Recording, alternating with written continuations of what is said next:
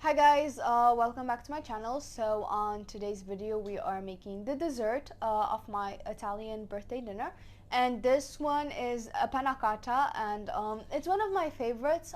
It's been a very long time since I made it because I've always not made it because not everyone in my family actually can eat panna cotta because it has gelatin, which is not vegetarian. So yeah, but I've been really craving it and I wanted to make it for my birthday because why not? And super easy to make, so let's show you guys how to make it. To make the panna cotta, for the panna cotta here we have half a liter of cream, 3 tablespoons of sugar. You can use as much or as little as you want.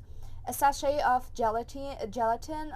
We're using, this one is a 10-gram sachet, and we're using one of these vanilla beans. You can use extract, but do not use essence because it's not going to give out that vanilla flavor we're looking for.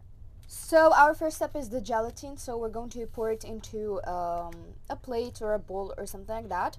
We're going to add about 1 to 1.5 tablespoons of water, and we're just going to let it sit. So we're just going to stir it, and then we're going to set it aside and until we need it. Next, we're going to pour the cream into our saucepan. Now we're going to add the sugar into the cream. Now we're going to open the vanilla pod, I think they call it, and we're gonna need only one, and we're gonna cut it in half. And you're just going to peel out the insides of it. So we're going to scoop these out into the saucepan with the cream, and alongside it we're also going to be throwing the bean itself, the shell, I guess you can call it, just so to release the flavors as well. Now we're just going to stir everything together, and we're going to put it on low heat until it boils. So we're just going to put it on low heat until it boils, and then we'll move to the next step.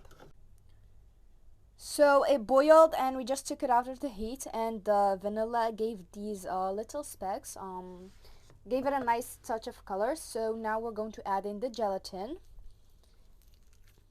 and we're just going to mix in the gelatin until it melts completely. So once the gelatin has melted into the panna cotta mixture, now we're going to filter it. So we filtered it to remove those grains in the vanilla bean pod situation, and now this is the traditional panna cotta. You can add flavors or make like half vanilla, half coffee.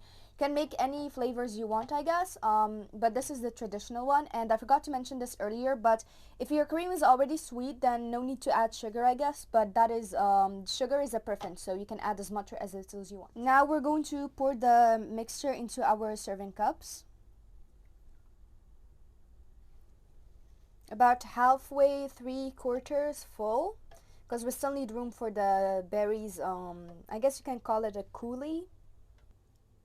So it produced exactly 3 cups. Now we're just going to wait for them to get it to room temperature, and then we're going to put them in the fridge, and then we'll decorate them later on. So to decorate the panna cotta, we're making a berry coulis, I guess you can say. So we have it boiling, and now we're gonna add in about a tablespoon of sugar. So mix in the sugar, and now we're just gonna wait for them to loosen a little bit so they become nice and soft. We're not gonna blend it, but if you want something smooth, I guess you can blend it. But we're just gonna wait for the coulis, for the berries to soften up. So this is what the coulis looks like. We're gonna leave it with some chunks because I want it this way. I don't want it to be extremely smooth. So it's not necessarily a coulis, I think it's more of a compote kind of situation, but yeah, we're just going to leave it like this. We're gonna turn it off the heat, and we're gonna let it cool a little, and then we'll decorate the panna cotta. So we just took the panna cotta out of the fridge after chilling for a couple hours. Now we're going to add in the berry coulis slash compote, and we're just going to put it on top.